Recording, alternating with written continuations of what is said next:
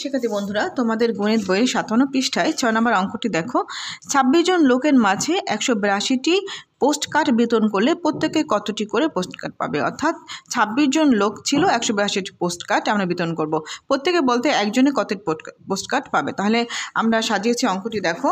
26 জন লোক post card পায় হলো 182টি।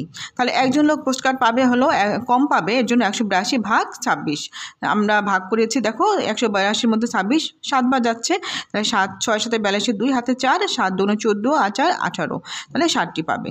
এরপর দেখো তোমাদের 7 নম্বর সমস্যাটা।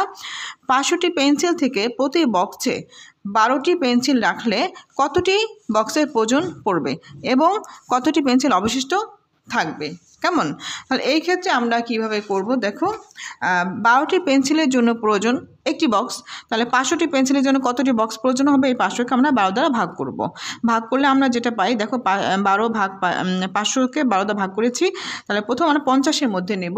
50-এর মধ্যে 4 বার যায়, 4 বার 48। এরপর আমরা বিয়োগ করে 2 নামিয়েছি, এই 0 নামিয়ে এনেছি। এবার 12কে 12 বিয়োগ করলে 8 হয়। তার মানে হলো এই 41টি বক্স হলো লাগবে এবং অবশিষ্ট থাকবে 8টি বক্স। ধন্যবাদ।